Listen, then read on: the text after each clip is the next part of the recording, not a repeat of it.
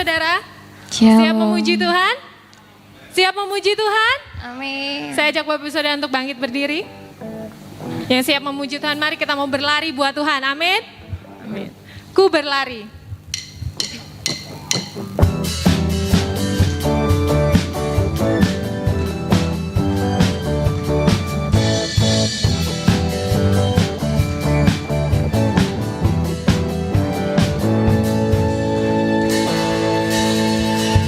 Masa laluku telah dibasuh darahmu, semua gagalku telah ditebus olehmu.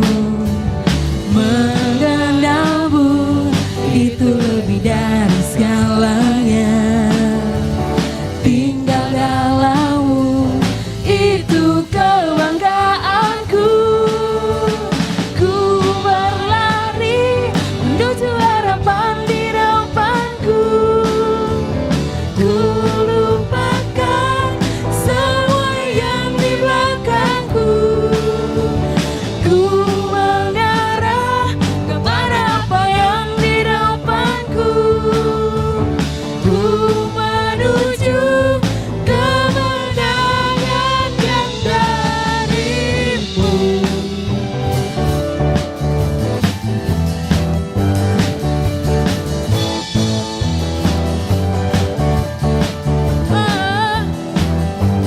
Masa laluku. Masa laluku telah dibasuh darahmu, semua gagalku telah ditebus olehmu. Mengenalmu itu lebih dari segalanya, tinggal dalammu itu kebanggaanku. Mari kita mau berlari buat Tuhan. Ku berlari menuju harapan di depanku. Ku lupakan semua yang di belakangku. Ku mengarah kepada apa yang di depanku. Ku menuju kemenangan yang dariku. Berlari menuju harapan di depanku. Ku lupakan semua yang di belakangku. Ku mengarah kepada apa yang di depanku. Ku menuju kemenangan yang darimu. Mari kita mau angkat tangan kita.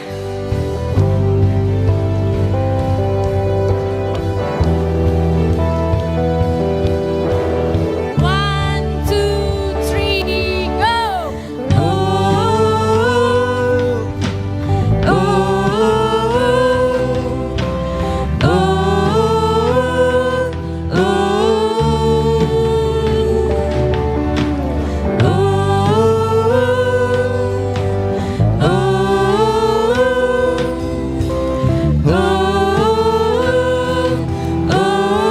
Sekali lagi,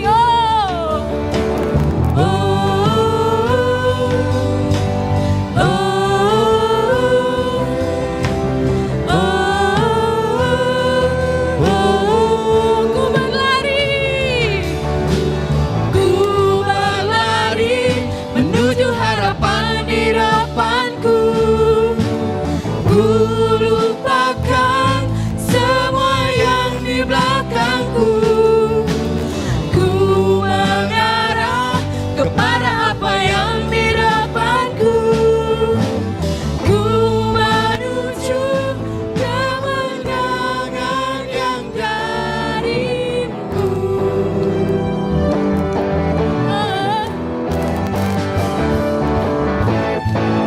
Amin, haleluya. Sebentar kita akan mendengarkan firman-Nya. Kita mau siapkan hati kita. Terima kasih Tuhan buat darah-Mu yang kudus, yang menyucikan dan melayakan setiap kami. Bahkan melalui darah-Mu kami boleh diubahkan menjadi karya yang indah di hadapan-Mu. Oleh sebab itu Tuhan,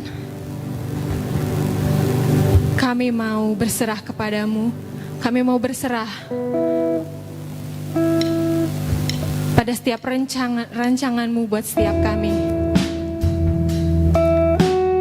Dan kami mau mengikuti setiap panggilan-Mu dalam kehidupan kami. Serta kami mau belajar setia sampai akhir kehidupan kami. Haleluya Tuhan.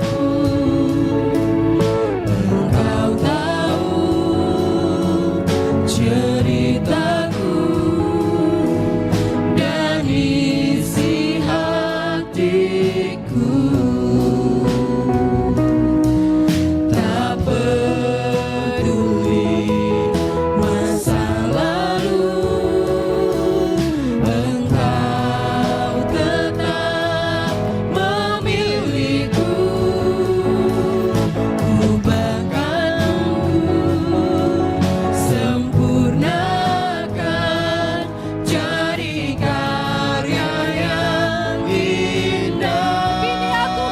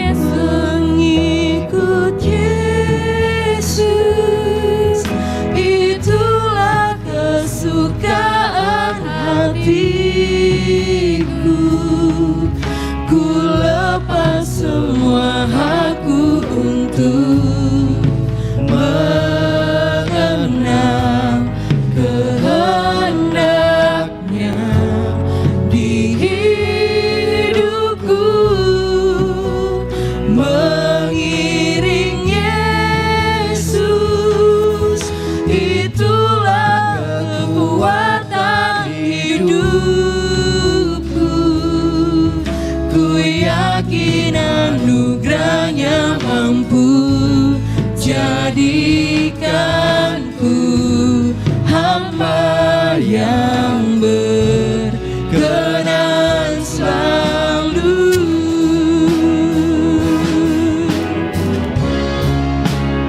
Mengikut Yesus, itulah kesukaan hatiku.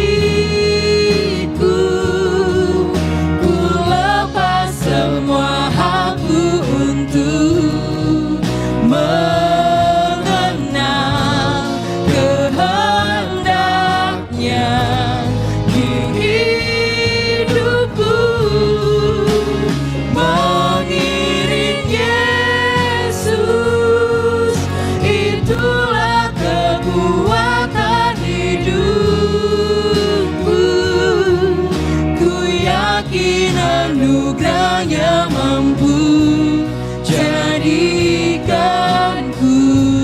hamba yang berkenan selalu.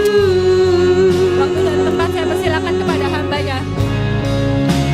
Mengikut Yesus, itulah kesukaan hatiku. Ku lepas semua hakku untuk mengenal kehendaknya di hidupku. Mengiring Yesus, itulah kekuatan hidupku. Ku yakin anugerahnya mampu jadikanku hamba yang berkenan selalu. Yakin anugerahnya mampu Jadikanku hamba yang berkenan selalu. Ku yakin anugerahnya mampu Jadikanku hamba yang berkenan selalu. Haleluya. Suasana yang sangat indah, seperti sorga adanya, di mana kami digugah dan itu menjadi kerinduan kami untuk makin menyenangkan Kau. Kami mau belajar untuk melepaskan hak kami. Selama ini kami sering hitung untung dan rugi saat mengiring Engkau. Tapi Engkau mau kami melepas semua hak kami. Dan kami tahu saat kami berserah, saat kami melakukan kehendak-Mu, itu tidak pernah salah. Kehendak-Mu senantiasa baik. Sebab itu berikan kepada kami pengertian-pengertian seperti pikiran Tuhan di dalam kami. Sehingga kami selaras, sehingga kami seiring sejalan dengan Engkau. Kami tidak membantah lagi. Dan kami mau belajar menjadi hamba yang tidak punya hak sama sekali. Kami hanya tahu kewajiban yang harus kami lakukan, yaitu Engkau yang sudah menjadi pemilik hidup kami. Terima kasih Bapa untuk puji-pujian yang sudah dipimpin oleh hamba-hamba-Mu yang menggugah kami pagi hari ini. Dan kami percaya tidak cukup kami digugah, tapi kami benar-benar melakukan di dalam kehidupan hari-hari kami. Biarlah semua pujian yang kami naikkan menjadi gaya hidup kami. Haleluya. Dan kami yakin ke depan Engkaulah yang menjadi jaminan kami. Kalau Engkau dimuliakan, kami akan dimuliakan. Engkau akan diangkat tinggi, kami juga akan diangkat tinggi ya Bapa. Terima kasih Tuhan. Engkau memberkati hamba-hamba-Mu yang sudah melayani Engkau pagi hari ini. Saudara-saudara kami yang belum dan tidak sempat hadir, biarlah kami yakin Engkau menilik mereka. Kami sudah diajari Engkau gembala yang baik. Haleluya. Biarlah kami menjadi domba-domba yang dengar-dengaran akan Engkau. Terima kasih Bapa, terima kasih. Di dalam nama Tuhan Yesus kami sudah berdoa dan mengucap syukur. Haleluya, kita semua mengatakan amin. Selamat pagi, selamat bertemu di dalam kasih daripada Tuhan Yesus. Pagi hari ini kita akan memeriksa firman Tuhan. Sebagai ayat pemula kita akan baca di dalam 1 Korintus 9 ayat 25. 1 Korintus 9 ayat 25. Dari ayat itu saya memberi judul disiplin orang percaya atau pelayan Tuhan. Ya, kalau orang percaya harus disiplin, apalagi pelayan Tuhan. Nah, puji-pujian tadi cocok dengan firman Tuhan yang saya sampaikan, ya, saudara-saudara. 1 Korintus 9 ayat 25. Sudah ketemu? Mari kita sama-sama bangkit berdiri. Kita akan baca sama-sama dan setelah selesai kita amenkan bersama-sama. 1 Korintus 9 ayat 25. 1, 2, 3. Tiap-tiap orang yang turut mengambil bagian dalam pertandingan menguasai dirinya dalam segala hal. Mereka berbuat demikian untuk memperoleh satu mahkota yang fana, tetapi kita untuk memperoleh suatu mahkota yang abadi. Amin. Ya, terima kasih. Silakan duduk. Saudara-saudara, pada Olimpiade yang pertama, awal-awal, ya, saudara-saudara, Olimpiade ini hanya boleh diikuti oleh orang-orang Yunani saja. Ya, di luar orang Yunani nggak boleh, saudara-saudara. Hanya orang Yunani. Nah, begitu juga pertandingan rohani. Ya, kalau kita baca tadi mengambil ini satu pertandingan. Nah, pertandingan rohani itu hanya boleh diikuti orang-orang percaya. Ya, jadi orang percaya itu wajib sebenarnya mengikuti pertandingan. Ya, apalagi pelayan Tuhan, ya, camkan baik-baik saudara-saudara. Jadi kita wajib mengikuti pertandingan. Nah, saudara-saudara, pertandingan ini bukan untuk masuk surga. Jadi sangat keliru kalau ada pendeta ngambil konteks ini. Kalau saudara baca ayat yang terakhir, ya, dia tidak menguasai tubuhnya, lalu dia mengatakan, aku sendiri akan ditolak, berarti nggak masuk surga, bukan. Ya, kita harus lihat konteks. Saya seorang pendeta, saya selalu senantiasa ngomong, meskipun saudara jemaat, ya, saudara harus membaca Alkitab sesuai konteks. Ya, nggak boleh dilepas dari konteks. Nanti itu jadi sesat. Perhatikan baik-baik, ya, supaya saudara menjadi orang Kristen yang lebih. Banyak pendeta yang melepas konteks dan orang-orang yang ikut akan kebablasan juga, kesasar juga. Ya, sebab itu jangan sembarangan ikut ibadah. Sering dilepas konteks, ingat, ya. Nanti itu kesasar, sesat saudara-saudara. Ya, jadi jangan dipikir ayat-ayat ini, oh ini orang Kristen, Paulus bilang nanti aku ditolak masuk neraka. No. Ya, dia takut ditolak, tidak terima upah itu. Kalau dia tidak mendisiplin tubuhnya, dia tidak mendisiplin dirinya. Saudara kepingin upah? Ya, puji nama Tuhan, haleluya. Ya, oleh sebab itu saudara-saudara, sebagai orang Kristen kita harus berbuat yang baik buat Tuhan. Bila perlu yang lebih baik, bila perlu yang terbaik untuk Tuhan. Ya, karena dia juga akan memberikan yang terbaik dan dia sudah memberikan yang terbaik. Dan untuk saudara di masa yang akan datang, dia akan memberikan yang terbaik lagi. Apa yang diterima Tuhan setelah dia dimuliakan, itu yang diterima kita semua. Amin. Ya, sebab itu sering dikata anak Tuhan, sering dikatakan hamba Tuhan, sering dikatakan mempelai Tuhan. Apa sih artinya? Ya, mempelai artinya ya kalau apa yang Tuhan terima, itu yang kita terima. Ya, jangan diturunkan standarnya, oh, cuma dunia ini saja, itu orang dunia bisa saudara-saudara. Tapi orang dunia nggak bisa dapat apa yang kita dapat kelak di dalam kekekalan, ngerti nggak? Ya, standar kita harus lebih dari mereka dan itu yang disediakan Tuhan buat kita. Harus kita sadari. Ya, Puji nama Tuhan. Coba kita baca 1 Korintus 3 ayat 12 sampai 15.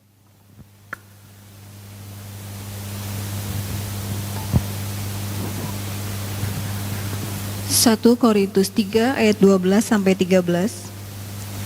Entahkah orang membangun di atas dasar ini dengan emas, perak, batu permata, kayu, rumput kering atau jerami. Sekali kelak pekerjaan masing-masing orang akan nampak, karena hari Tuhan akan menyatakannya. Sebab ia akan nampak dengan api, dan bagaimana pekerjaan masing-masing orang akan diuji oleh api itu. Iya, puji nama Tuhan. Ya, jadi saudara-saudara, di atas dasar itu entah orang membangun emas dengan emas, perak, batu permata, kayu, rumput kering atau jerami. Dasarnya siapa? Tuhan Yesus. Kalau saudara lihat ayat-ayat sebelumnya, ya, betul sih Tuhan Yesus ya. Tapi dasarnya ada yang kayu, rumput, jerami.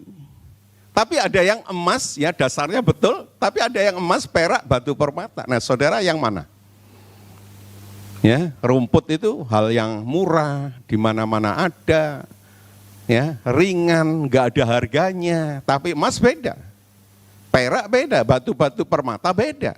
Ya, orang lain mungkin sama-sama Kristen, dasarnya Kristus sama. Tapi bagaimana kita membangun? Kita satu dengan yang lain sama dasarnya. Ya, jangan sampai enggak sama. Kalau enggak sama masuk neraka, saudara-saudara.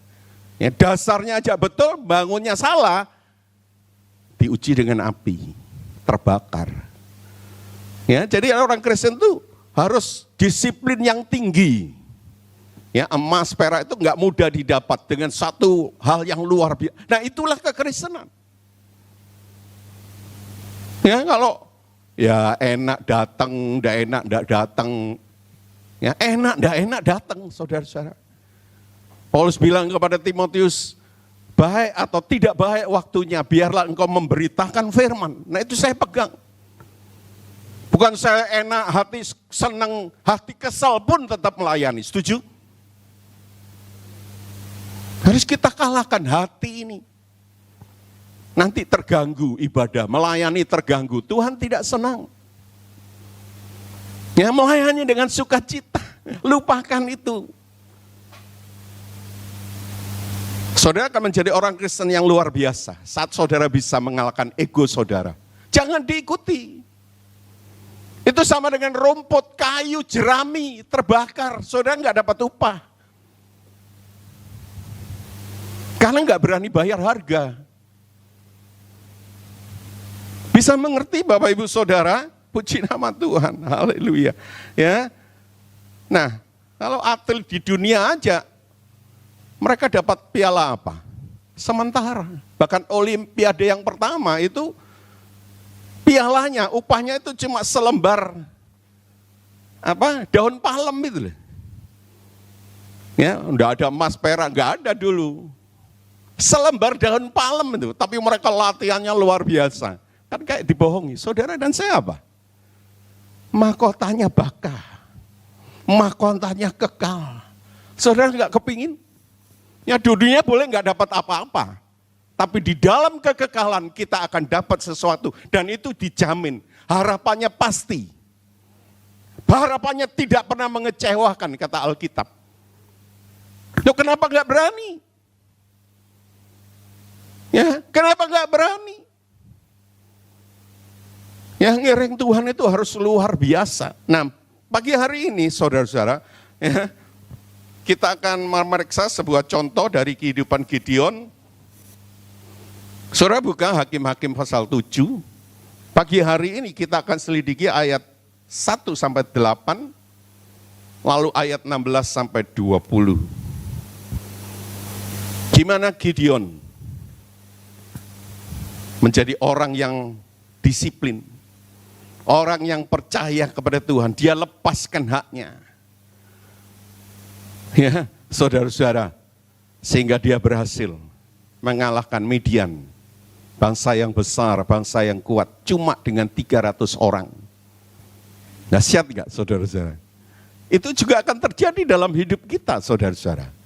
Tapi maukah kita punya karakter yang seperti Gideon? Ya, ini menjadi masalah.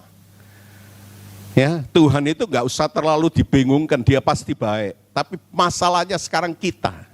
Masalahnya itu domba. Jangan sampai kita digait tongkatnya ditarik. Jangan sampai kita digebuk. Masalahnya domba. Kalau gembala enggak usah. Terlalu banyak dia dikorek-korek ya. Kita semua tahu siapa Tuhan ya. Betul? Tapi diri kita ini, saya ini, ego kita ini yang perlu diperbaiki tiap hari. Tolong dibacakan ayat 1 lebih dulu. Ayat 1 dan 2. Hakim-Hakim 7 ayat 1 dan 2. Demikian firman Tuhan, Gideon mengusir musuh. Adapun Yerubbaal, itulah Gideon, bangun pagi-pagi dengan segala rakyat yang bersama-sama dengan dia. Lalu mereka berkemah dekat mata air Harod. Perkemahan orang Midian itu ada di sebelah utaranya, dekat bukit More di lembah. Berfirmanlah Tuhan kepada Gideon, terlalu banyak rakyat yang bersama-sama dengan engkau itu, daripada yang kuhendaki untuk menyerahkan orang Midian ke dalam tangan mereka. Jangan-jangan orang Israel megah-megahkan diri terhadap aku, sambil berkata, tanganku sendirilah yang menyelamatkan aku. Iya, ya, jadi yang pertama ayat 1 dan 2 itu kalau kita simpulkan, 32.000 orang menyerang Midian, itu terlalu banyak bagi Tuhan. Ya, kita tahu 32.000 orang dari mana? Dari ayat 3, nanti kita baca. Ya, tes yang kedua, yang pulang 22.000, tinggal 10.000. Berarti apa? Yang mau iring Gideon, yang dipilih Gideon 32.000. Ya, dan Gideon ini saudara-saudara orang yang rasional, orang yang berpikir sehat. Ya, itu bisa kita temukan di dalam Hakim-Hakim 6 ayat 13. Coba dibacakan. Hakim-Hakim 6 ayat 13. Jawab Gideon kepadanya, ah Tuanku, jika Tuhan menyertai kami, mengapa semuanya ini menimpa kami? Di manakah segala perbuatan-perbuatannya yang ajaib, yang diceritakan oleh nenek moyang kami kepada kami? Ketika mereka berkata, bukankah Tuhan telah menuntun kita keluar dari Mesir? Tetapi sekarang Tuhan membuang kami dan menyerahkan kami ke dalam cengkraman orang Midian. Iya, ya. Jadi Gideon pikir, loh, katanya Tuhan besar, Tuhan hebat. Tuhan mengeluarkan orang Israel dari Mesir dengan kuasa yang luar biasa. Kenapa kami sekarang dijajah oleh orang Midian? Sebab itu dia pilih 32.000 orang. Nggak mungkin dia pilih 300 seperti pilihan Tuhan. Rasional. Ya, dia berpikir sehat, saudara-saudara. Tidak salah. Tapi apa cukup itu pikiran yang sehat? Ya, kalau tanpa iman. Ya. Pikirannya sehat itu membuat dia terbatas. Dia nggak bisa melihat jauh. Kalau dia nggak bersandar kepada Tuhan, saudara-saudara. Ya. Bahkan dia akan binasa kalau cuma pakai pikiran. Ya, selain nggak bisa lihat yang jauh ke depan, terbatas, dia bisa binasa. Kalau dia pakai pikiran selalu rasional, yang dipikir, akal sehat yang selalu dipikir. Padahal Tuhan kita Tuhan yang dahsyat. Amin, saudara-saudara. Puji nama Tuhan. Selain itu Tuhan bilang kalau kamu menang dengan 32.000 orang, kamu akan jadi sombong. Ini jelas kita yang berperang. Padahal 100% itu karena Tuhan. Kalau orang Israel bisa melawan Midian, saudara-saudara. Dan Tuhan takut saat mereka merasa hebat, ya, orang yang sombong akan diapakan? Direndahkan. Ya. Dan orang yang direndahkan itu pasti rugi, pasti celaka, saudara-saudara. Ya, saudara pernah baca Nebukadnezar? Sombong, direndahkan. Ya, jadi seperti lembu, saudara-saudara. Ya, Firaun meninggikan diri sombong, dia mati di laut Teberau. Sombong itulah awal kejatuhan. Ya, jadi saat kita mulai sombong, hati-hati, saudara-saudara. Tuhan bilang itu awal kejatuhan. Ya, jadi jangan sombong, saudara-saudara. Ya, sebab itu kita perlu minta petunjuk Tuhan. Ya, bukan saat sulit saja minta petunjuk Tuhan, tapi tiap-tiap hari kita minta petunjuk Tuhan. Kita renungkan, ya, sehingga apa? Firman Tuhan itu jadi gaya hidup kita, gaya hidup. Ya, bukan saat-saat penting kita lalu melakukan firman Tuhan. Oh no. Ya, sudah jadi gaya hidup. Harus jadi gaya hidup, lifestyle, saudara-saudara. Ya. Dan Tuhan, saudara-saudara, menolong itu tidak tergantung sikon, tidak tergantung kuantitas, jumlah, enggak. Ya. Kalau saudara baca di dalam 1 Samuel 14 ayat 6 dan 7, saudara-saudara, tidak usah dibaca, gimana Yonatan mengalahkan musuhnya dengan satu orang, satu benteng Filistin dikalahkan. Wow. Gimana Simpson menangkap 300 ekor serigala. Di mana dengan satu tulang rahang keledai dia membinasakan 1000 orang Filistin, saudara-saudara. Ya, dan ini nanti Gideon akan menang terhadap Midian cuma dengan 300 orang. Amin, saudara-saudara. Itu pun dibantu juga oleh Tuhan.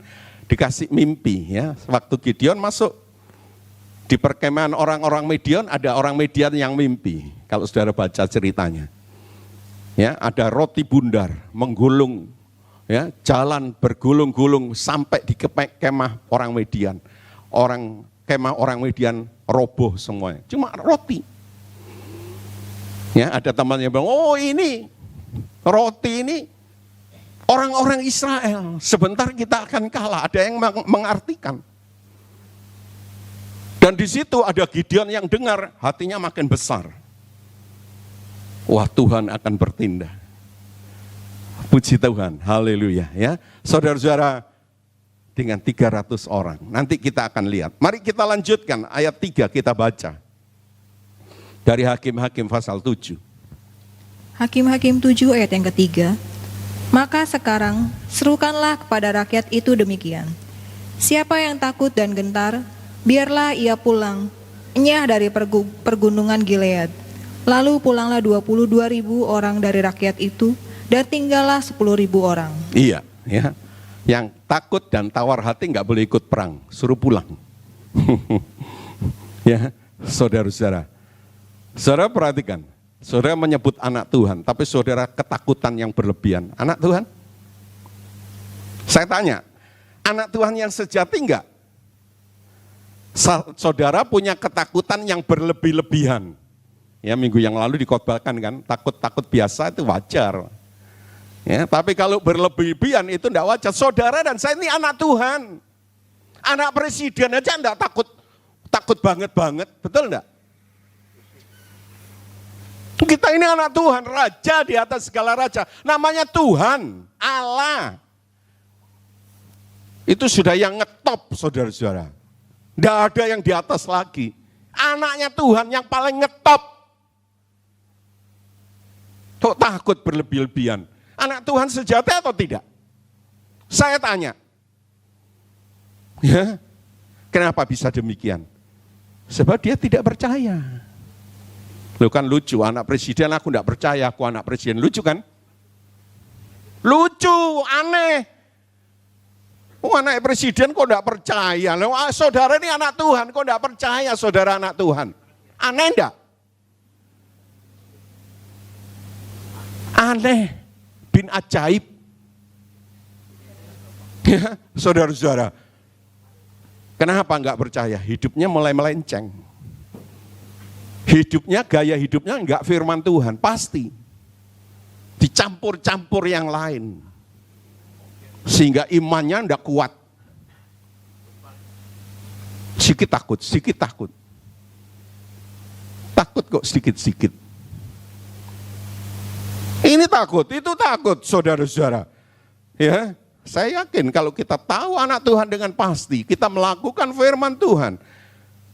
Tuhan punya jaminan-jaminan di dalam setiap segi kehidupan kita. Setuju? Kesehatan, ya jamin. Keuangan, asal tidak minta kaya. Ya, kalau minta cukup aja Tuhan kasih.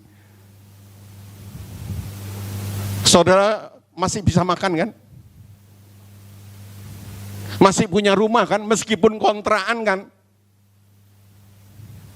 Tuhan bilang, aku enggak bisa, anak manusia enggak ada menaruh tempat kepala.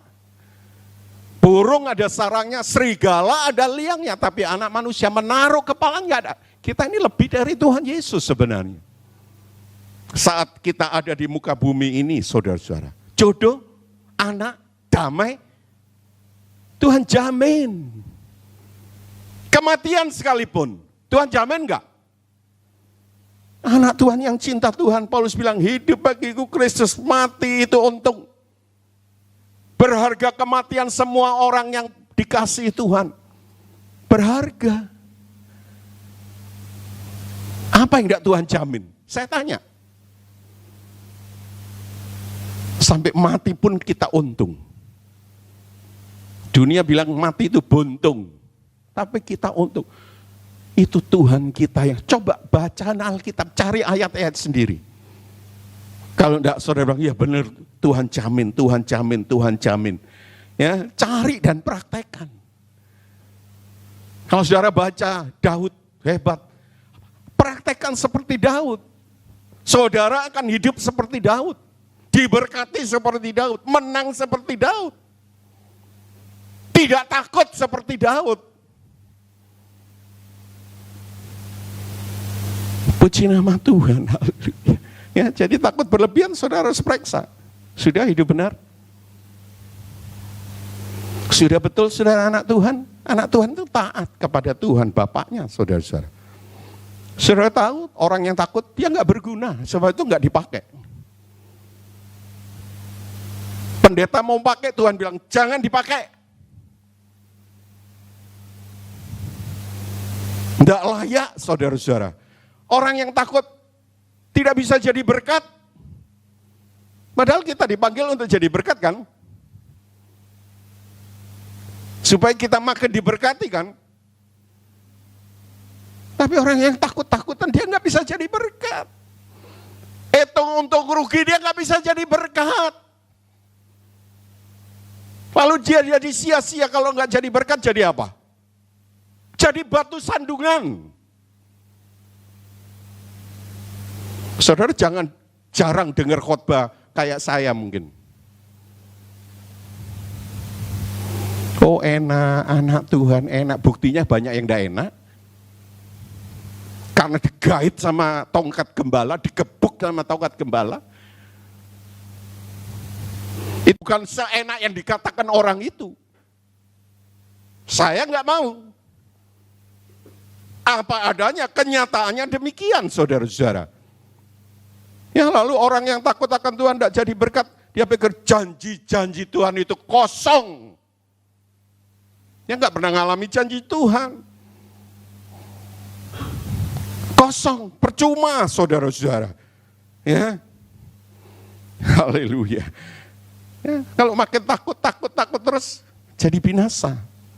Ya kan?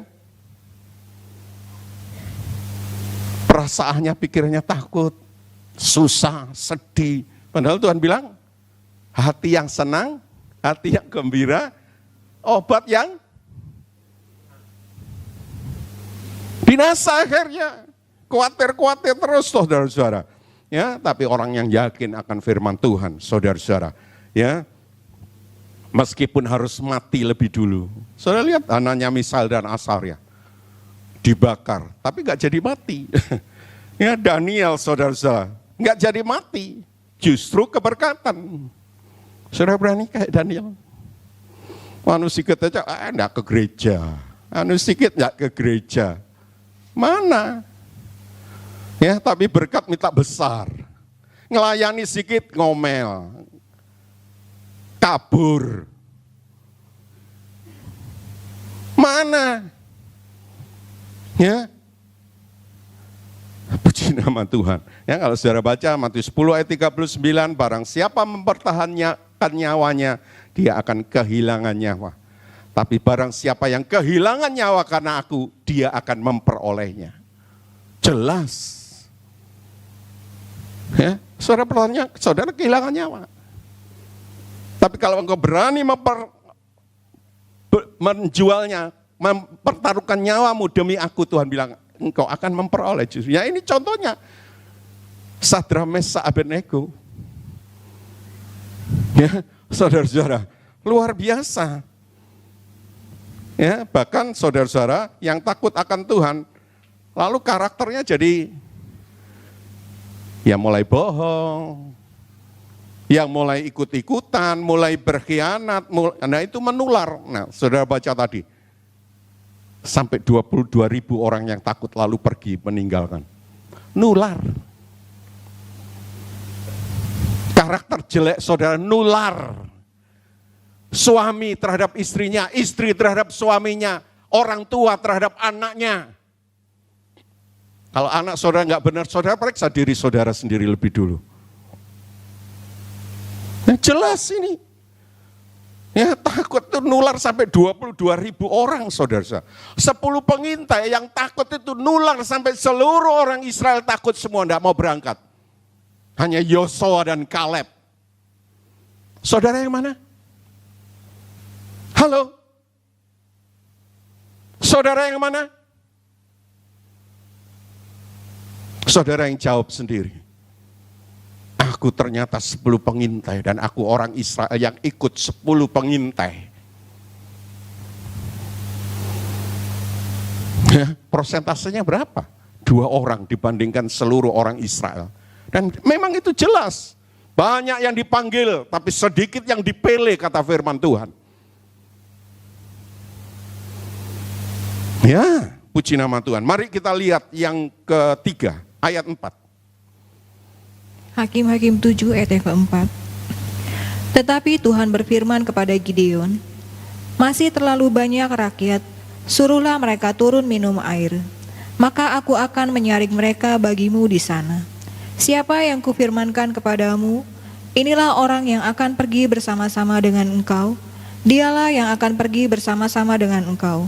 Tetapi barang siapa yang kufirmankan kepadamu, inilah orang yang tidak akan pergi bersama-sama dengan engkau, dialah yang tidak akan pergi. Iya, puji nama Tuhan. Ya. Jadi tadi jumlahnya 10.000 yang sisa. Dari 32.000 takut 22.000, sisanya 10.000. Lalu sekarang dites dengan air. Suruh minum saudara-saudara. Ya. Puji nama Tuhan. 10.000 terlalu banyak, masih banyak. Tuhan itu maha kuasa. Tidak ada yang mustahil bagi dia, amin. Sebab itu Tuhan bilang terlalu banyak, nanti cuma terpilih 300 saudara-saudara. Mengalahkan satu bangsa, dan itu memang tergantung dari iman Gideon. Ya, coba iman Gideon itu punya iman yang luar biasa, mungkin dia sendirian dia kalahkan Midian, amin. Seperti Yonatan, seperti Simpson, ya, single fighter saudara-saudara. Nah saudara juga diharapkan sampai satu kali kelak saudara sendiri. Tidak ada yang ikut, saudara harus maju. Tuhan beserta engkau, lebih dari 100.000 pasukan mengiring kau. Setuju? Saudara pernah ngalami? Sendirian ngelawan, kesulitan, orang lain meninggalkan saudara, tapi Tuhan beserta saudara sendirian, itu cukup buat kita semua. Amin. Beri kemuliaan buat Tuhan lebih dulu. Saudara belum mempraktekkan sendirian. Seperti Daud menghadapi Goliat, dia sendirian, semua takut, dia maju. Satu kali kelak orang takut, tapi saudara harus berani bersama dengan Tuhan. Asal benar. Dan itu saya alami saudara-saudara. Sebab itu saya yakin Tuhan itu luar. Kalau saudara nggak pernah ngalami, saudara ragu-ragu terus. Ya, tapi kalau saudara ngalami, saudara tegar. Haleluya. Nah, saudara harus ingat 1 Korintus 10 ayat 13, Tuhan bilang, pencobaan-pencobaan yang aku izinkan dalam hidupmu adalah pencobaan-pencobaan biasa. Yang tidak melebihi kekuatan manusia. Ayat itu jelas, sebab itu pegang ayat itu, coret, hafalkan. Sehingga saat kesulitan datang, engkau ingat akan ayat itu. Dia tidak akan melebihi dari kekuatanku. Ini pencobaan biasa, aku mampu mentaatinya. Itu firman Tuhan. Itu firman Tuhan. Jangan firman Tuhan yang enak-enak. Ya, coba diingat saudara-saudara. Ya, orang sering, saudara-saudara, ujian datang, dia pikir ketakutan. ketakutannya, masalahnya nanti begini, begitu. Coba ujian datang, dia ingat mahkotanya. Ya. Orang bertanding, waduh, sepak bola, nanti digaprak kakinya, nanti tidak bisa sepak bola lagi. Ya, Maradona itu mau dimusuhi waktu jaya, sekarang sudah mati ya. Waktu jaya itu, wah ingin mencederai semua, tapi dia nggak pernah berhenti main sepak bola, ya. Nggak pernah berhenti, kenapa? Karena dia tahu upahnya besar, gajinya besar. Saudara, upahmu besar atau kecil? Ya, kalau sudah ingat upah, saudara tidak pernah takut. Ya. Nah, orang sering kebalian. Kalau mencuri dia ingat, wah nanti dapat harta. Kalau mencuri ingat tahu kalau ketangkep masuk penjara. Ingat tahu kalau mencuri, kalau nggak benar itu masuk penjara. Jangan ingat kalau nyuri, wah dapat 1 juta, 2 juta, 10 juta. Ya. Kalau ketahuan dapat malu, sehingga tidak jadi mencuri. Gitu loh. Ya. Bisa mengerti Bapak Ibu Saudara, puji nama Tuhan. Sering kalau menghadapi ujian, ujiannya, masalahnya dibesar-besarkan. Ya, seperti ini, waktu 10 ngintip orang-orang Filistin itu gimana? Ya, dia bilang, wah, temboknya sampai ke langit. Ada tah tembok sampai ke langit? Ada? Itu hiperbol, membesar-besarkan masalah. 3 meter aja tinggi, apalagi 5 meter, 10 meter, ini sampai langit saudara-saudara. Waduh, masalahku paling susah, ini begini, itu begitu, begonon, mengenten, mengkonon. Padahal ujian makin berat, upahnya makin besar. Amin. Ujiannya makin berat, mujizatnya makin dahsyat. Lo kok takut? Ya, ingat Tuhan itu maha kuasa, saudara-saudara. Ingat Roma 8 ayat 28. Kita tahu sekarang Allah turut bekerja bersama-sama dalam segala keadaan untuk mendatangkan kebaikan bagi orang yang mengasihi Dia. Orang mengasihi itu pasti taat. Masalahnya, saudara taat enggak? Masalah boleh datang, itu mendatangkan kebaikan buat kita. Jangan takut. Ya, lalu kita kembali. Apa sih air? Air itu cerita tentang berkat, berkat duniawi, saudara-saudara.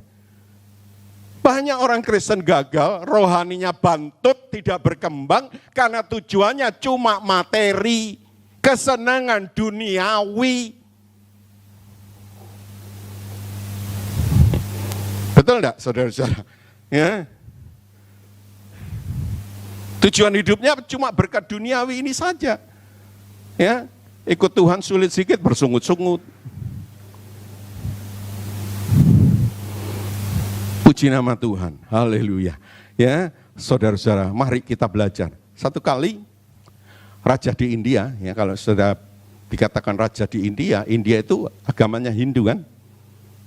Ya, dia banyak menerima pekerja asing, khususnya orang bule. Ya, dan kita tahu orang bule itu orang Kristen, saudara-saudara. Nah, raja India ini pikir tidak mau kasih kerja terus, dia kasih libur hari Minggu. Bahkan dia bangunkan gereja dengan tujuan pekerja-pekerja asing dari orang bule, orang Eropa ini supaya bisa pergi ke gereja. Ya, tapi kenyataannya apa? Orang bule ini, saudara-saudara, pergi ke gunung, dia nggak ke gereja. Main golf, saudara-saudara. Ya, dia kuliner, jadi turis. Kalau saudara perhatikan, terjadilah perang dunia pertama. Kalau saudara ikuti sejarah, terjadilah perang dunia pertama. Perang dunia kedua sudah lewat juga. Dan ada orang bilang ini perang dunia ketiga hampir datang. Menurut saya, perang dunia ketiga itu saat antikris datang. Dan gereja sudah diangkat. Karena saya menganut pre-trib. Ya, sebelum kesusahan itu datang, gereja diangkat. Kenapa antikris nggak datang-datang? Karena gereja, bukan karena Roh Kudus. Karena gereja, karena saudara dan saya. Ya, kita tidak tahan menghadapi. Ada yang bilang, oh ini corona ini malapetaka kesekian, materai kesekian. Ini sakit biasa. Dulu-dulu juga ada virus. Ya, bukan hanya corona saja. Ya, ngeri saudara-saudara kalau sudah zamannya antikris, sepertiga orang di muka bumi karena campak mati. Ini berapa cuma? Ya, sebab itu saudara jangan dengar omongan-omongan banyak orang, saudara jadi takut. Ke gereja sendiri nggak mau datang, nggak mau percaya, dengar yang di luar-luar. Banyak hoax. Apalagi sekarang online, wah yang hoax-hoax muncul semua. Hati-hati. Tuhan ada di sana, Tuhan ada di sana, pergi ke sana. Ya, orang yang dewasa rohani dia tenang-tenang saja. Tuhan datang besok kita tetap kerja, tetap melayani. Asal hari-hari yang lalu kita sudah persiapkan, gaya hidup kita sudah kita makin perbaiki. Itu cukup. Setuju? Puji nama Tuhan. Haleluya. Ya, sebab itu kesenangan dunia ini jadi tes buat kita. Bukan senang dunia nggak boleh, ya. Tapi itu jangan sampai mempengaruhi kita. Lalu rohani jadi bantut. Ya, diberkati makin maju. Susah ya juga makin maju. Situasi kondisi apapun makin sungguh-sungguh. Nanti Tuhan kasih perbedaan terhadap diri saudara. Saya juga heran saudara, pandemi datang saya nggak pernah sakit. Biasanya setahun sekali flu saudara-saudara.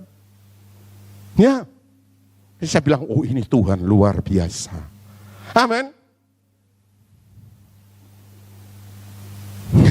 Mari kita lihat yang keempat, ayat 5 dan sampai 7. Dari Hakim-Hakim pasal 7. Hakim-Hakim 7 ayat 5 sampai 7. Lalu Gideon menyuruh rakyat itu turun minum air, dan berfirmanlah Tuhan kepadanya, barang siapa yang menghirup air dengan lidahnya seperti anjing menjilat, haruslah kau kumpulkan tersendiri, demikian juga semua orang yang berlutut untuk minum. Jumlah orang yang menghirup dengan membawa tangannya ke mulutnya ada 300 orang, tetapi yang lain dari rakyat itu semuanya berlutut minum air. Lalu berfirmanlah Tuhan kepada Gideon, dengan ke-300 orang yang menghirup itu akan kuselamatkan kamu. Aku akan menyerahkan orang Midian ke dalam tanganmu, tetapi yang lain dari rakyat itu semuanya boleh pergi, masing-masing ke tempat kediamannya. Ya, kalau saudara perhatikan dengan baik, ada ada dua golongan yang minum air. Posisinya berbeda. Yang satu seperti anjing, ya begitu lihat air ya, wah kehausan dia sosrop. Ya, bahasa Jawanya dia sosrop. Bu bahasa Cirebonnya opo. Ya, tapi yang lain dia berlutut, dia ambil air dengan tangannya, dia minum. Yang 9.700 ya minum kayak anjing, saudara-saudara. Ya, seperti anjing. Yang dilihat apa? Cuma air saja. Cuma kebutuhan duniawi saja. Ya, saudara-saudara. Dia tanpa berjaga-jaga, kayak orang rakus, kayak orang serakah, saudara, kayak orang tamak. Ya. Tapi yang lain dia berlutut, dia minum dengan tangan. Artinya apa? Dia nggak tamak, dia nggak serakah, saudara, dia nggak rakus. Ya. Dia berdisiplin. Kenapa? Karena dia masih bisa berjaga-jaga. Oh ini sedang perang menghadapi musuh, saudara-saudara. Yang seperti anjing selupa. Ya, kelihatan air mungkin karena kehausan. Wow. Saudara-saudara. Ya, lalu Allah memilih orang yang berlutut tadi. Ya, Allah ingin orang melayani Tuhan, ikut Tuhan tidak serakah. Ya, tidak tamak, saudara-saudara. Ya, kalau enggak, Matius 22 ayat 14, banyak yang dipanggil, sedikit yang dipilih. Ya, saudara-saudara, kelihatannya sama ke gereja, tapi beda. Ya, satu punya disiplin yang tinggi. Dia sungguh-sungguh, motivasinya juga beda. Saudara yang mana? Ya. Sering orang percaya itu dilukiskan sebagai tentara, betul? Kalau saudara lihat tentara, apa ada dalam pikiran Anda? Tentara itu taat, siap komandan. Dia berangkat tanpa memikirkan resikonya. Itu tentara kan? Siap komandan, ya. Saudara-saudara, orang Kristen itu diumpamakan sering seperti olahragawan, atlet. Kalau saudara lihat pikir atlet, apa yang ada dalam pikiran saudara? Pasti dia orang yang berlatih, bahkan harus disiplin. Ya, dia orang yang sportif, betul saudara-saudara? Ya, dia orang yang berjuang, dia yang orang yang pantang menyerah. Itu atlet. Dua. Yang ketiga, orang Kristen, orang percaya sering diumpamakan apa? Apa? Petani. Petani itu apa? Dia hujan, dia ada di sawah. Panas ada di sawah. Orangnya tekun, orangnya ulet. Masalahnya sekarang, sudahkah kita seperti mereka? Halo? Ya. Dari tiga itu kalau disimpulkan jadi satu, mereka itu punya disiplin yang tinggi. Disiplin bukan sekedar disiplin, disiplin yang tinggi.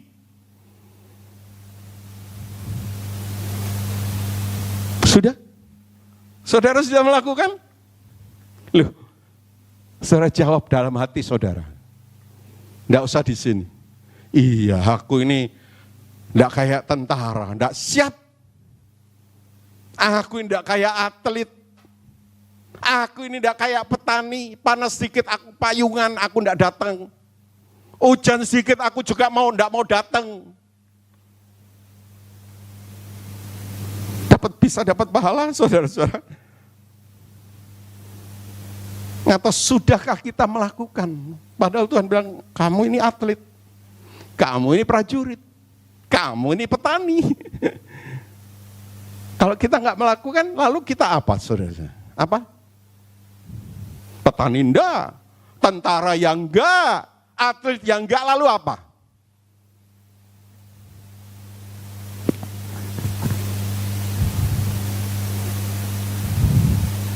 Coba, mari kita belajar. Kita semua, saudara dan saya. Ya, kalau petani nggak ulet, dia nggak bisa panen, saudara-saudara. Kalau atlet nggak ulet, dia nggak dapat apa-apa, sia-sia. Buat apa latihan? Kalau saudara tentara, saudara akan dipecat. Diperintahkan ini, enggak komandan, saya takut. Saya ada keluarga saya makan apa? Negara bilang, aku yang tanggung. Tugasmu berangkat sesuai dengan perintah komandanmu. Komandan kita siapa? Disuruh berangkat enggak? Tuhan bilang, aku jamin keluargamu. Aku yang pelihara, aku yang jaga. Mana pemerintah lebih berkuasa dengan Tuhan Yesus? Negara masih lupa kepada pahlawannya. Banyak pahlawan yang dilupakan. Tapi Tuhan tidak pernah ingkar janji. Dia ingat satu-satu. Beri kemuliaan buat Tuhan sekali lagi yang meriah. Mari kita baca yang terakhir. Ayat 8, ayat 16 sampai 20. Hakim-Hakim 7 ayat 8. Dari rakyat itu mereka mengambil bekal dan sangkakala. Demikianlah seluruh orang Israel disuruhnya pergi, masing-masing ke kemahnya. Tetapi ke-300 orang itu ditahannya. Adapun perkemahan orang Midian ada di bawahnya di lembah. Ayat 16-20. Sesudah itu dibaginyalah ke-300 orang itu dalam 3 pasukan, dan ke tangan mereka semuanya diberikannya sangkakala dan buyung kosong dengan sulu di dalam buyung itu. Dan berkatalah ia kepada mereka, perhatikanlah aku dan lakukanlah seperti yang kulakukan. Maka apabila aku sampai ke ujung perkemahan itu, haruslah kamu lakukan seperti yang kulakukan. Apabila aku dan semua orang yang bersama dengan aku meniup sangkakala, maka haruslah kamu juga meniup sangkakala sekeliling seluruh perkemahan itu dan berseru, demi Tuhan dan demi Gideon. Lalu Gideon dan ke-100 orang yang bersama-sama dengan dia sampai ke ujung perkemahan itu pada waktu permulaan giliran jaga tengah malam. Ketika penjaga-penjaga baru saja ditempatkan, lalu mereka meniup sangkakala sambil memecahkan buyung yang di tangan mereka. Demikianlah ketiga pasukan itu bersama-sama meniup sangkakala dan memecahkan buyung dengan memegang obor di tangan kirinya dan sangkakala di tangan kanannya untuk ditiup, serta berseru, pedang demi Tuhan dan demi Gideon. Iya, ya. Perlengkapan yang sederhana. Apa perlengkapannya Bapak Ibu Saudara? Nafiri atau sangkakala. Sangkakala atau nafiri. Yang kedua, obor atau pelita. Yang ketiga, buyung yang dipecahkan. Apa artinya saudara-saudara? Ya, mereka meniup nafiri, mereka meniup sangkakala. Artinya mereka meniupkan firman Tuhan. Ya, mereka bersandar kepada Tuhan. Artinya apa? Mereka itu teosentris. Ya, mereka bukan antroposentris. Ya, teosentris itu pusatnya Tuhan. Sudah hidupnya pusatnya Tuhan. Atau antroposentris. Ya, antroposentris itu artinya pusatnya itu manusia. Ya, karena si A, si B, karena saya, ya manusia. Ya, saudara kerja kalau ada bos, itu antroposentris. Ya, saudara kerja kalau dipuji orang, itu antroposentris. Dipuji orang, tidak dipuji orang, asal untuk kemuliaan Tuhan, itu baru teosentris. Apa saudara pusat hidup saudara? Ya, jadi mari pusat hidup kita itu teosentris karena Tuhan, untuk Tuhan. Saudara kan sungguh-sungguh, ya. Tidak ada bos, tidak apa-apa. Kerja dengan benar. Ya, Tuhan yang bela Anda. Ya, saya masih teringat istri saya sering kesaksian ya, gimana kita berdua kerja. Peraturan yang dibikin dilanggar sendiri, nggak boleh suami istri, saudara-saudara. Ya, apalagi dia bendahara, saya sales, bisa kong kali kong. Mau keluar nggak boleh, heran ya. Keluar disangoni 3 bulan. Ya, coba saudara keluarkan, dikeluarkan gitu aja. Luar biasa. Ya, kenapa? Tuhan bela. Padahal bosnya terkenal pelit. Ya, orang Singkawang. Bos saya itu, saudara-saudara, Tuhan yang bekerja, saudara juga demikian. Mau saudara-saudara teosentris, motivasi saudara Tuhan, melayani juga begitu. Ya, layanilah Tuhan dengan sungguh. Ya, kalau kerja aja harus motivasinya Tuhan, apalagi ngelayani Tuhan. Obor atau pelita, saudara-saudara, jadi terang, jadi berkat. Pasti orang senang, saudara-saudara. Ya, karena si A ini, perusahaan ini diberkati. Oh, kita sering jadi batu sandungan, merugikan perusahaan. Nyuri waktu, nyuri apa lagi? Mungkin nyuri uang enggak? Nyuri waktu, nyuri macam-macam. Jahat enggak?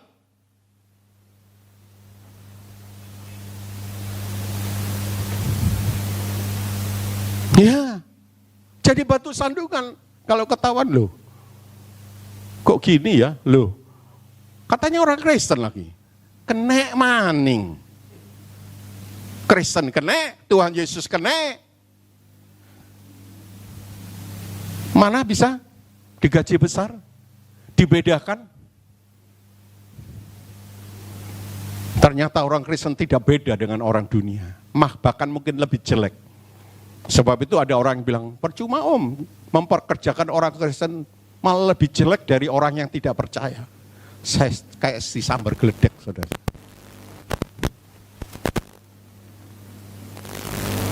Ya, puji nama Tuhan. Lalu buyung, dipecahkan.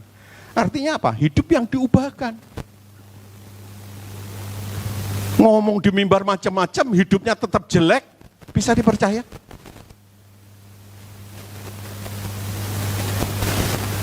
Coba hidup diubahkan. Suaminya bilang, suami saya beda. Istrinya bilang, suami saya.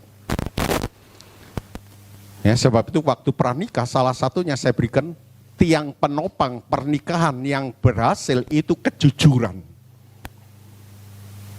Istrinya dibohongin terus. Suaminya dibohongin terus. Mau suami-suami? Mau istri-istri dibohongin?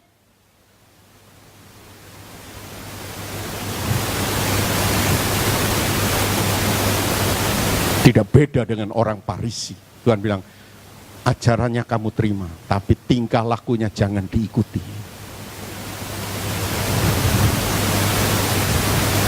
Tuhan itu fair, saudara-saudara. Memang ajaran orang Farisi bagus, tapi tingkah lakunya jangan kamu ikuti. Mereka itu seperti kuburan. Mukanya luarnya bagus, terkapur putih, tapi dalamnya tulang-tulang yang bau. Sebab itu mari kita ubah. Tadi yang nyanyi-nyanyi, ya.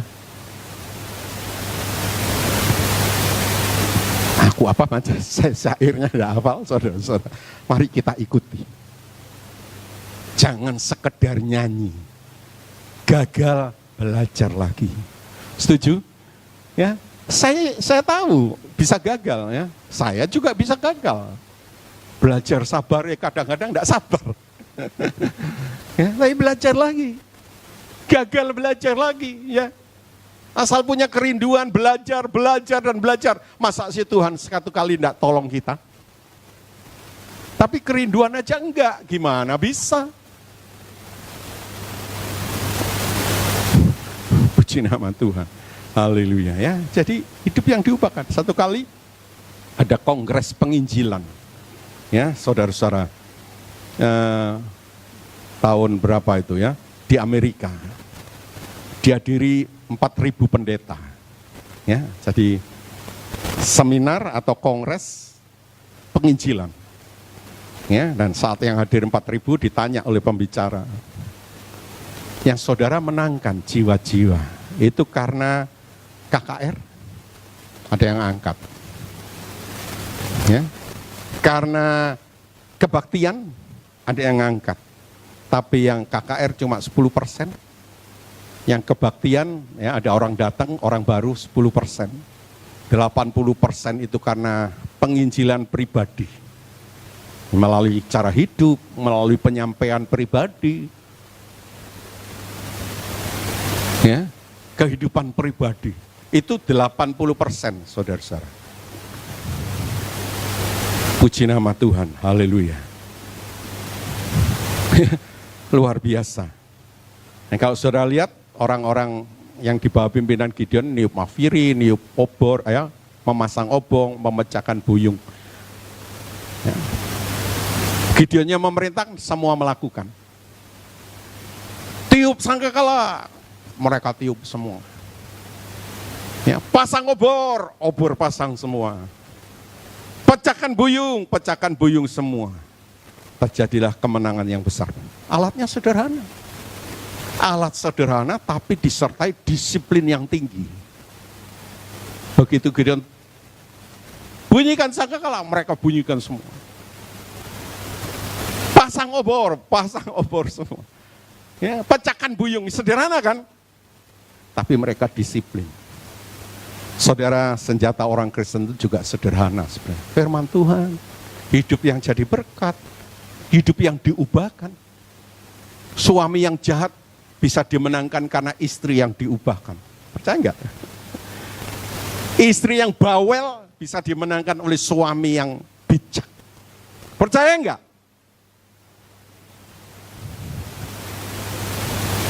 Jangan saudara suruh suami saudara bertobat lalu saudara seenaknya sendiri.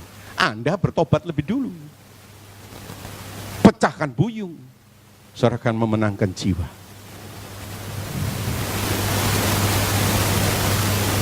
Nah, pendeta ngajar macam-macam tapi hidupnya nggak benar, nggak bisa. Ya, 1 ton kata-kata itu kalah dibandingkan dengan 1 ons teladan. Saya sering ulang-ulang, saya senang ini. 1 on teladan itu lebih baik daripada 1 ton kata-kata. Ngomong sampai muru, tapi uripe gak bener. Bisa mengerti Bapak Ibu Saudara ya? Jadi saudara-saudara sebenarnya kemenangan dari Gideon ini iman yang taat kepada Tuhan. Disuruh ini dia lakukan, disuruh ini dilakukan. Ya, jadi memang iman yang benar itu taat. Kalau saudara baca Roma 1 ayat 5. Roma 1 ayat 5. Ya, dan kalau taat saudara, Tuhan beserta. Ya, Tuhan Yesus bilang, aku melakukan kehendak Bapakku. Sebab itu tidak heran kemenangan-kemenangan terjadi. Ya, Elia itu taat, dia mengalahkan 450 Nabi Baal karena dia taat. Ya, kalau saudara baca di dalam 1 Raja-Raja 18 ayat 36, itu perintah Tuhan kepada Elia, maju. Aku beserta. Ya, Elia taat saudara-saudara. Penyertaan Tuhan nyata. Ya. Waktu kekeringan, sungai Kerit. Waktu kelaparan, saudara, burung gagak datang. Sungai Keritnya kering, janda Sarfat datang. Cuma punya sedikit minyak dan sedikit tepung. Dia bikin nggak pernah habis. Wah, Tuhan luar biasa. Maukah saudara taat? Iman yang benar itu taat, saudara-saudara. Maukah saudara taat? Ketaatan itu menjadi sangat vital bagi orang percaya. Sangat-sangat vital, sangat-sangat penting. Ya. Kedisiplinan yang tinggi, ketaatan yang tinggi itu sangat-sangat penting. Maukah saudara punya disiplin yang tinggi? Hari ini berjanji, aku tiap minggu harus datang ke gereja. Berani. Tidak ada satu hal pun yang boleh mengalahkan, entah itu pernikahan, entah apapun juga. Dan saudara penuhi, itu namanya disiplin, itu namanya taat yang tinggi. Alasan ini, itu. 1 hari saja. Ya kalau ini itu gantian, jangan hari Minggu. Berani? Engkau dijamin kemenangan-kemenangan.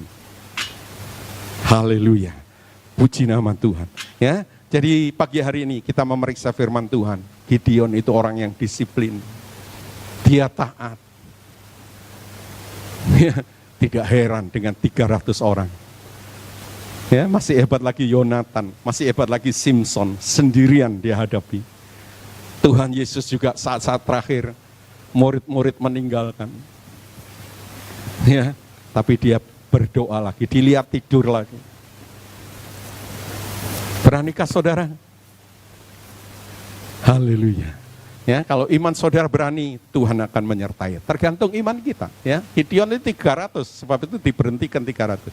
Coba iman Gideon itu luar biasa, mungkin nggak sampai 300, mungkin 10 orang. Bisa nggak Tuhan mengalahkan Midian dengan 10 orang? Sangat bisa. Bukan hanya bisa, sangat bisa. Tadi saya sudah sebut sendirian aja bisa menang kok. 10 orang, ya bisa, sangat bisa. Mari kita sama-sama bangkit berdiri.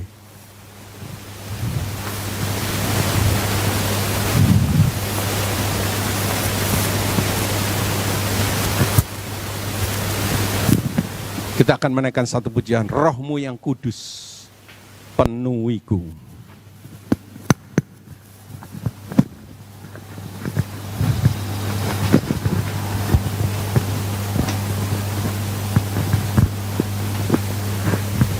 Nanti satu kali Roh-Mu yang kudus, Nanti langsung masuk. Engkau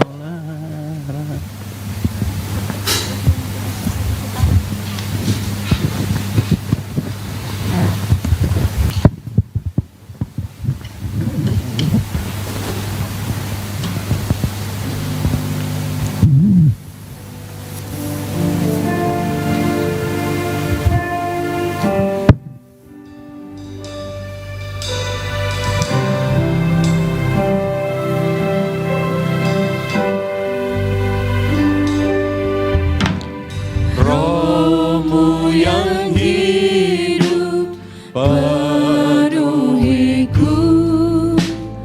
mengalir dalamku.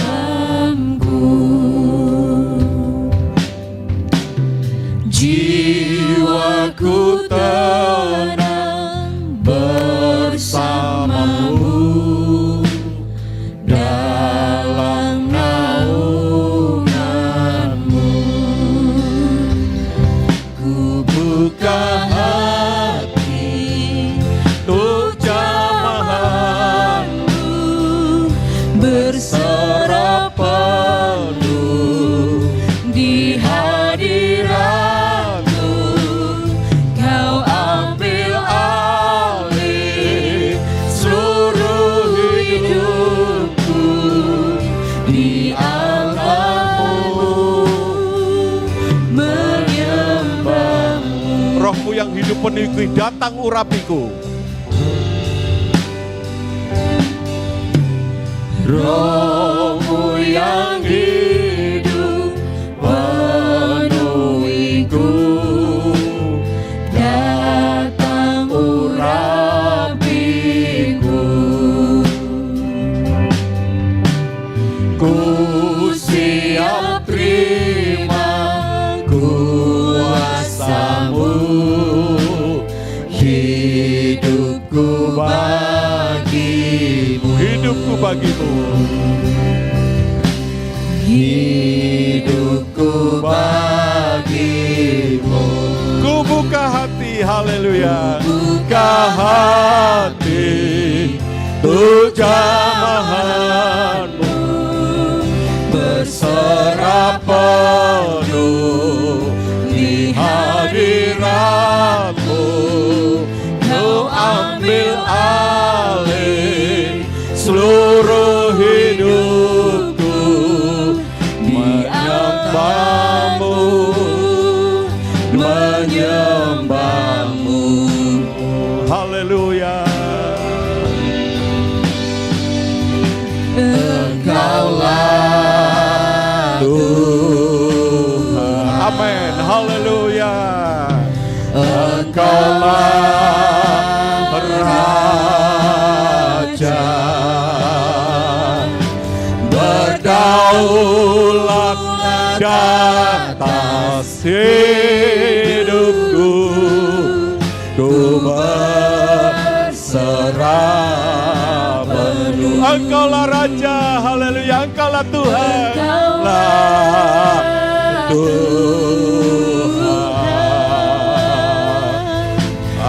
Engkaulah Raja, berdaulat atas hidupku. Ku berserah penuh. Saudara-saudara, apa artinya saat kita mengaku Yesus adalah Tuhan? Apa artinya saat kita katakan Kristus itu Raja? Sering orang Kristen memilih yang baik. Dia Raja, berarti dia akan memberkati aku. Dia akan memberikan aku rasa aman. Tidak salah.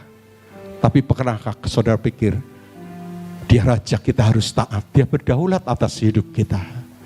Dia Tuhan, dia memberkati kita, dia menolong kita, dia ini itu banyak sekali. Tapi pernahkah kita berpikir dia berdaulat atas hidup kita? Dia berkuasa, dia memenuhi seluruh hak, 100% hak untuk mengatur saudara dan saya. Sadarkah kita? Kita pilih enaknya aja. Dia memberkati kita, dia menyembuhkan kita, dia ini itu tete bengek sebanyak-banyaknya. Tapi kita sangat kurang ajar terhadap Tuhan. Disuruh ini nggak mau, suruh itu nggak mau, ini nggak mau, itu nggak mau. Tapi kalau minta tolong sadek saknyet. Sangat tidak pantas. Sulit sedikit ngomel-ngomel.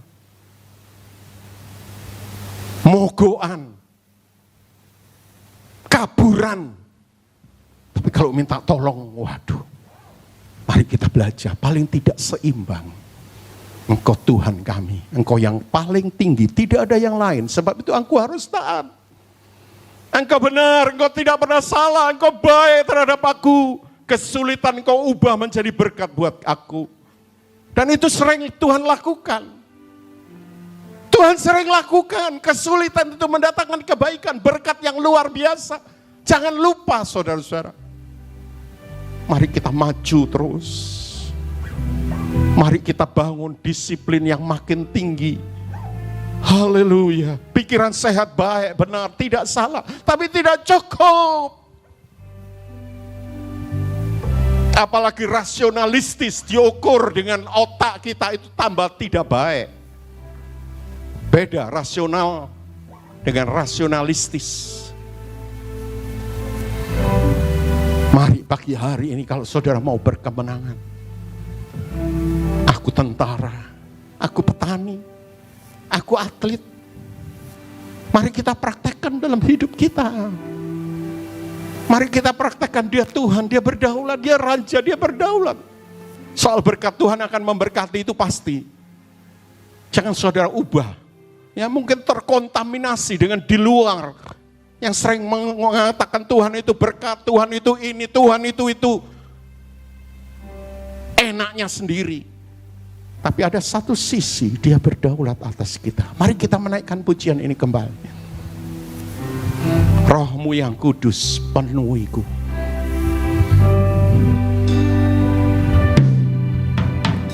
Roh-Mu yang hidup penuhiku, mengalir dalamku. Jiwaku tenang bersamamu dalam naunganmu. Buka hati untuk jamahanmu, berserah penuh di hadiratmu. Kau ambil alih seluruh hidupku di altar-Mu, menyembah-Mu. Roh-Mu yang hidup penuhiku, datang urapiku. Roh-Mu yang hidup penuhiku, datang urapiku. Ku siap terima kuasa-Mu, hidupku bagi-Mu, hidupku bagi-Mu. Ku buka hati, haleluya, buka hati untuk jamahan-Mu, berserah penuh di hadirat-Mu. Kau ambil alih seluruh hidupku di altar-Mu, menyembah-Mu. Haleluya, Engkaulah Tuhan. Engkaulah Tuhan. Amin, haleluya. Engkaulah Raja. berdaulat atas hidupku, ku berserah penuh. Engkaulah Raja, haleluya. Engkaulah Tuhan, Engkaulah Raja, berdaulat atas hidupku, ku berserah penuh. Sekali lagi, Engkaulah Tuhan, Engkaulah Raja, Tuhan, Engkaulah Raja, berdaulat atas hidupku, ku berserah penuh. Berdaulat atas hidupku, ku berserah penuh. Sekali lagi, berdaulat atas hidupku, berdaulat atas hidupku, ku berserah penuh. Beri kemuliaan buat Tuhan, haleluya. Terima kasih Bapa, terima kasih Tuhan. Kami bersyukur Engkau Allah yang sungguh baik buat setiap kehidupan kami. Engkau Allah yang terus memelihara bahkan menyertai kehidupan kami. Terima kasih kalau pagi hari ini Tuhan Engkau bukakan kebenaran firman-Mu dalam kehidupan kami. Ajar kami untuk senantiasa taat kepadamu Tuhan. Untuk selalu mendengarkan setiap perkataan-Mu Bapa. Sebagai pengikut-pengikut-Mu, sebagai anak-anak-Mu, bahkan sebagai mempelai-Mu Tuhan. Kami mau mendengarkan setiap permintaan Engkau, setiap perintah-perintah-Mu dalam kehidupan kami Tuhan. Kami mau percaya bahwa penyertaan-Mu begitu luar biasa buat kehidupan kami. Ajar kami untuk merendahkan diri kami, merendahkan hati kami di hadapan-Mu. Biar setiap perintah-Mu, biar setiap firman-Mu boleh masuk dalam kehidupan kami. Itu boleh menjadi gaya hidup kami Tuhan. Bukan kami mengandalkan kekuatan kami, bukan kami mengandalkan kehebatan kami, tapi biarlah segala sesuatunya ada dalam kendali-Mu Tuhan. Engkau yang berdaulat dalam kehidupan kami Bapa. Terima kasih Tuhan, ajar kami percaya segala ketakutan yang ada dalam hidup kami Tuhan, kami mau patahkan di dalam nama Yesus.